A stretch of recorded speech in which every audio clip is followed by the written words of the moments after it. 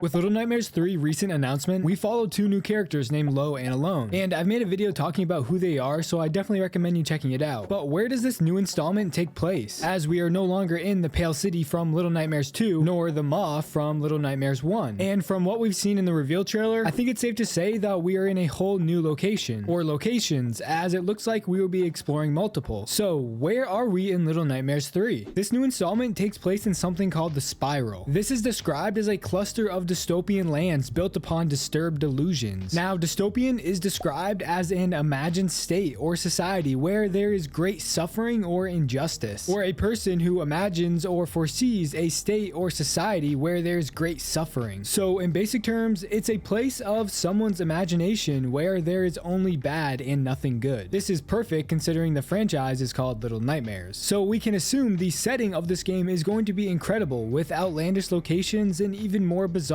characters and or enemies. But keep in mind that dystopia references the imagination, so this could open up all kinds of theories about why we are here. Therefore, we could be inside someone's head or in a completely different reality. I mean, you get the idea. It's also important to mention that they are trying to push the boundaries of Little Nightmares, wanting to show more exteriors and wider locations, mentioning how each place is very different in the game. It was said that there will be several locations which will have several enemies, several stories, and several secrets. This means there is going to be a lot to see and unravel in this game, which is great to hear. And one of the producers also said, for us, the important thing is to find what are people's internal childhood fears, meaning they want to make this game look as creepy as possible. And of course, that's also great to hear. It was also said that Little Nightmares 3 is going to be standalone. Therefore, you will not have to have played the previous two in order to understand this one. Although you should play the other two games as well because they are great games. So for the majority of the reveal trailer, we see Lo and Alone exploring through Necropolis. While of course being a place in the Spiral, Necropolis is a dusty stone ruin that looks to be stalked by the giant infant called Baby Monster. Now, there also seems to be many crows flying around Necropolis. I assume this has something to do with Lo, considering he wears a crow mask. This is interesting because these crows could play a bigger picture in the game rather than just being a background object. These crows could assist us while we are exploring not only the areas but the Spiral as a whole, although that's for another video. So who and what is this baby monster that's stalking this area? Well, in my previous video talking about Lo and Alone, I had mentioned how this baby monster seems to be made out of porcelain, just like the bullies in the previous game. So I believe this giant baby is actually just a giant doll, not an actual human, considering in the Spiral anything is possible. So keep that in mind. We also see what looks to be other people or humanoids frozen in stone. These are called the Dwellers. These people were former inhabitants of Necropolis before it was rampaged by this baby monster, which we can assume is what turned them into stone, kind of like Medusa, so that's interesting. And it's important to note that the Dwellers were here before the monster. So why did the baby monster come to Necropolis? Well, that's